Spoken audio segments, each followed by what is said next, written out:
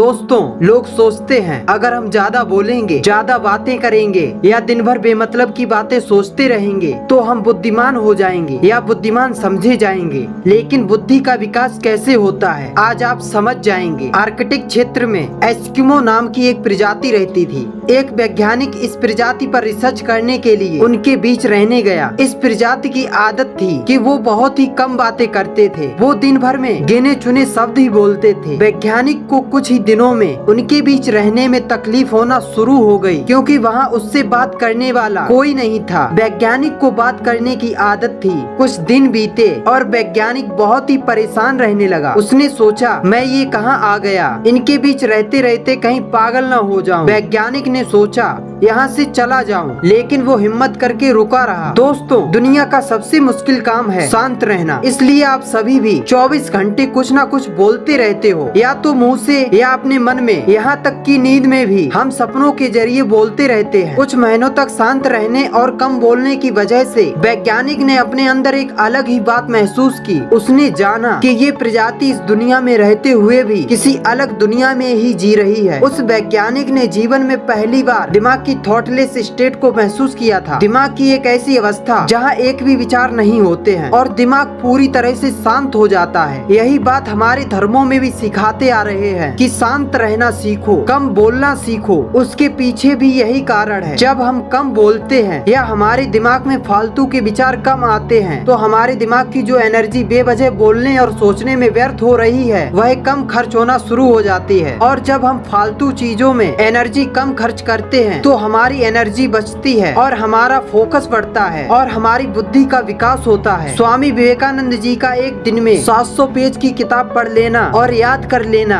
यह सारी शक्ति उन्हें कहाँ से मिलती होगी? शांत रहने से। क्योंकि शांत रहने से हमारी बुद्धि का नेक्स्ट लेवल पर विकास होता है। सरल शब्दों में समझो, यदि हम अपने अंदर मौजूद एनर्जी को फालतू जगहों में खर्च होने से बचाना शुरू कर दें तो वो एनर्जी हमारी बॉडी में और बुद्धि के विकास में ट्रांसफॉर्म होना शुरू हो जाएगी। इसलिए दिन भर में ज्यादा नहीं तो कम से कम 1 घंटा शांत रहो और अकेले रहना शुरू करो। इससे हमारा कुछ ही दिनों में अपने जीवन में बड़ा बदलाव देखने को मिलेगा। याद रखना, जितने भी महान पुरुष हुए हैं उन्होंने अपनी गलत दिशा में बह रही एनर्जी को बर्बाद होने से रोका है और फिर वही एनर्जी सही दिशा में ट्रांसफॉर्म होकर उनके जीवन को बदल देती है और वह अपने लक्ष्य को प्राप्त कर लेते हैं। इसलिए हर दिन कुछ देर तक शांत और अकेले रहना शुरू करो और कम बोलना शुरू करो। दोस्तों, मेरे पास आपको बताने के लिए बहुत सारी गहरी बातें हैं जो आपको किसी बुक में नहीं मिलेंगी। वीडियो पसंद आया हो तो वीडियो को लाइक करके चैनल को सब्सक्राइब कर लीजिए। मैं मिलता हूँ आपसे अगले वीडियो में।